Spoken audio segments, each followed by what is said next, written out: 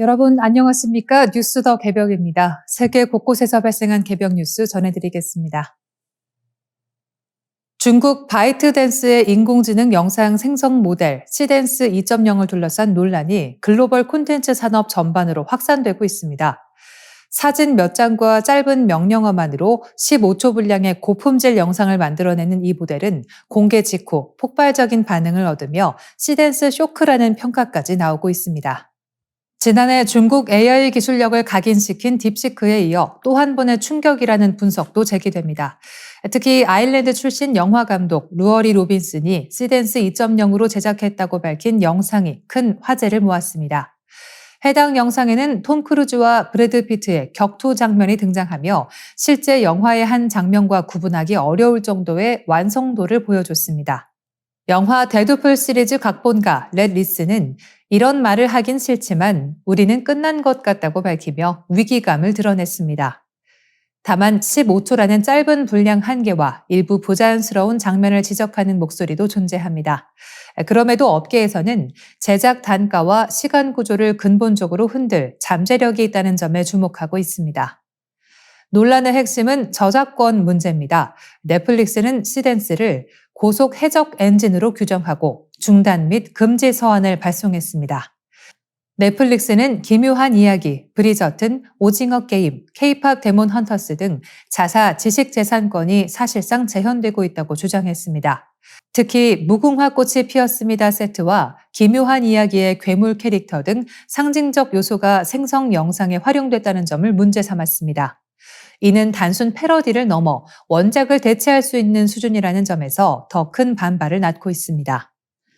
디즈니와 파라마운트, 워너브러더스 등도 잇따라 항의에 나섰으며 미국 영화협회는 대규모 무단 사용 중단을 촉구했습니다. 바이트댄스는 지식재산권을 존중한다고 밝혔지만 학습 데이터 범위와 기존 생성물 처리 방안에 대해서는 구체적 설명을 내놓지 않았습니다. 업계에서는 이번 사안이 향후 국제소송전으로 비화할 가능성도 배제할 수 없다고 보고 있습니다. 이번 시댄스 2.0 논란은 영상 생성 AI가 실험 단계를 넘어 상업적 파급력을 갖춘 도구로 진화했음을 보여줍니다. 바이트댄스는 동영상 플랫폼 틱톡을 보유하고 있어 기술과 유통망을 동시에 준 구조라는 점에서 더욱 위협적이라는 평가를 받고 있습니다. 오픈AI의 소라와 구글 등 미국 빅테크 중심 구도 속에서 중국 기업이 강력한 존재감을 각인시킨 계기가 됐다는 분석입니다. 인공지능 학습 데이터의 합법성, 공정 이용의 범위, 그리고 창작자 보상 체계를 둘러싼 글로벌 기준 마련이 시급한 과제로 떠오르고 있습니다. 기술 혁신과 창작 권리 보호 사이에서 어떤 균형점을 찾을지 전 세계 콘텐츠 산업이 중대한 시험대에 올랐습니다. 유럽 기후변화 과학자문위원회가 국제사회의 기후대응 목표를 넘어선 3도 상승 시나리오에 대비해야 한다고 공식 권고했습니다. 파리 협정의 상징적 기준인 1.5도 마지노선이 현실적으로 위협받는 가운데 유럽연합 차원의 전략 전환이 필요하다는 경고입니다. 위원회는 지난 2월 17일 덴마크 코펜하겐에서 기후변화에 대한 회복력 강화 보고서를 발표하고 2100년까지 지구 평균 기온이 산업화 이전 대비 2.8도에서 최대 3.3도까지 오르는 경로를 상정한 공통 대응 기준을 채택해야 한다고 밝혔습니다. 이는 단순한 가능성이 아니라 현재 정책 이행 속도를 감안할 때 충분히 현실적인 시나리오라는 설명입니다. 2015년 파리 협정을 통해 전 세계는 지구 평균 기온 상승폭을 1.5도 이하로 제한하기로 합의했습니다. 그러나 2024년 지구 평균 기온은 산업화 이전 대비 1.55도 상승해 처음으로 1.5도를 넘어섰습니다. 장기 평균 기준으로 목표가 완전히 붕괴된 것은 아니지만 경고등은 이미 켜진 상태입니다. 지난해 11월 유엔 환경계획은 각국이 현재 약속한 감축 정책을 모두 이행하더라도 금세기 말 지구 평균 기온은 2.3도에서 2.5도 상승할 것으로 전망했습니다. 유럽은 이보다 더 빠른 속도로 온난화가 진행되고 있으며 최근 기온은 전 세계 평균보다 약 1도 높은 추세를 보이고 있습니다. 보고서는 폭염과 가뭄, 산불, 홍수, 해수면 상승, 해안 침식이 복합적으로 작용하며 유럽 전역의 위험을 증폭시키고 있다고 지적했습니다.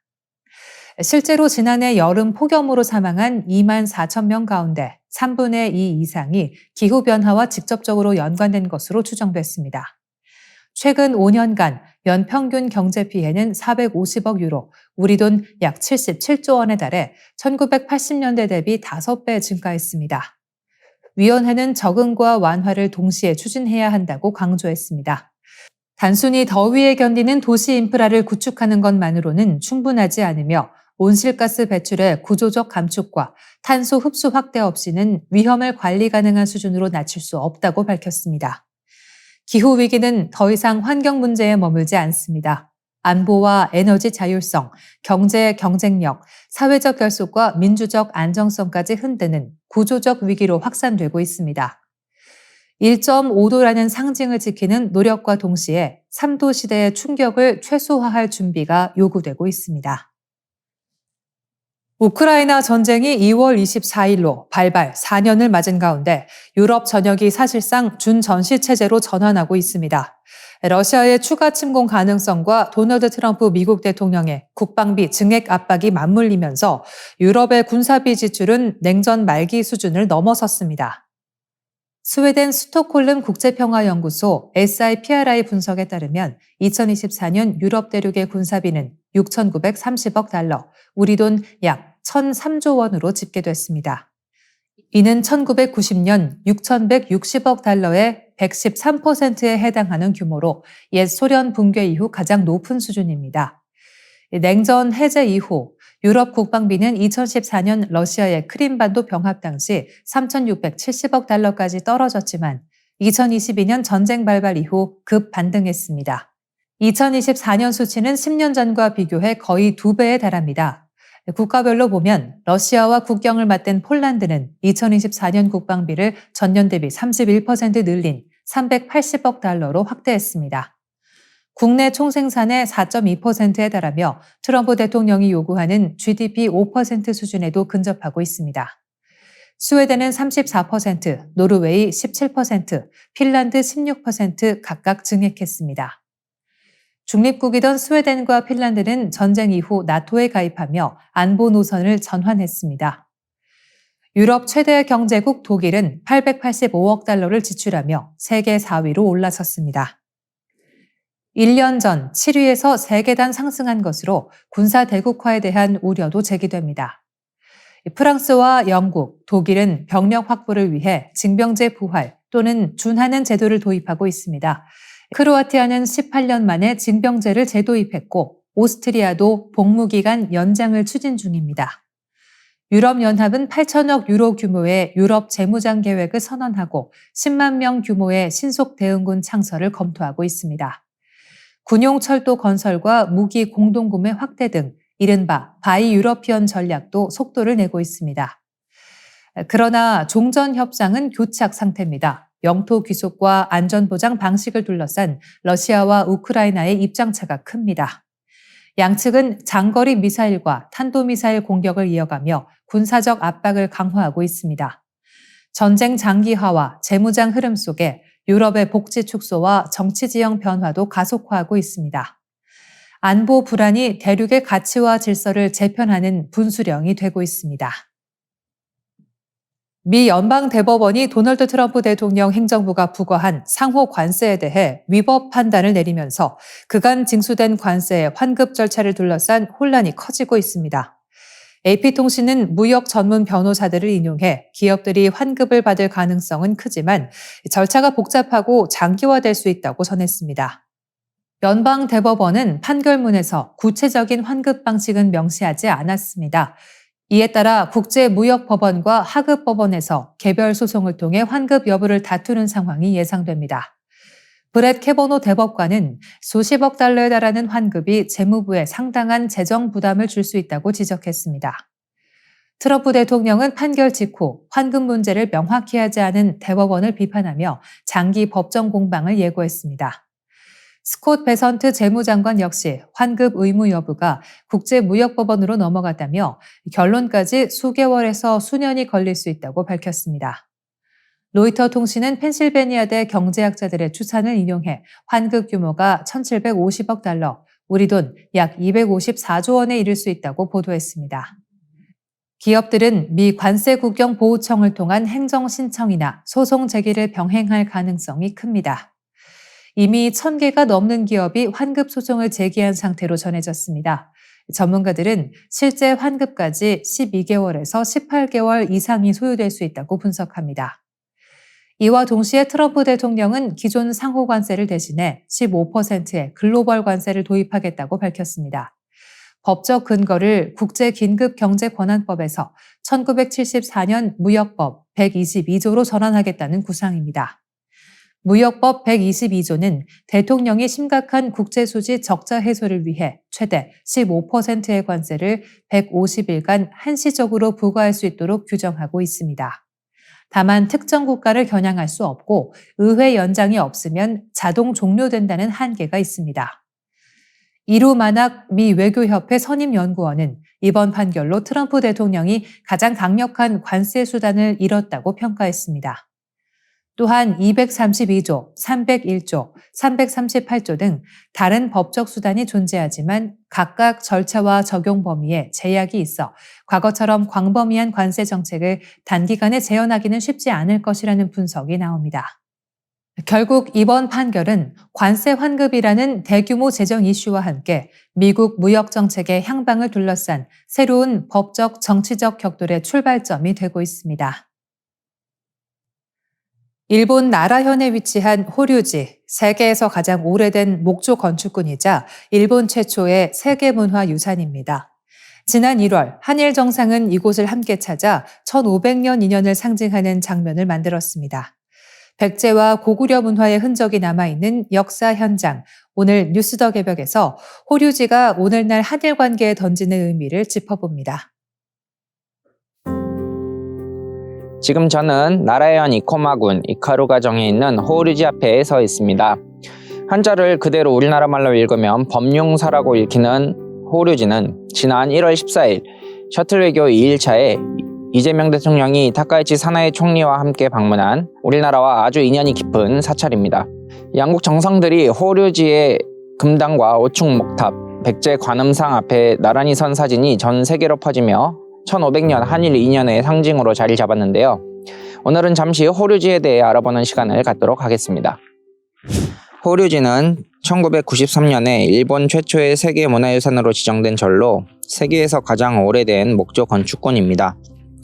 그 중에서도 오충 목탑은 일본 최고이자 세계 최고의 목탑으로 유명한데요.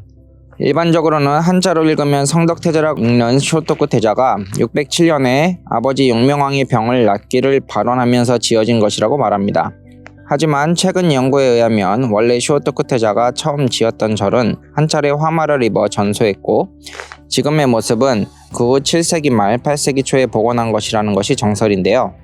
이 절은 일본의 뿌리 나라라고 할 수 있는 외나라와 한반도의 깊은 관계를 지금도 농후하게 엿볼 수 있습니다.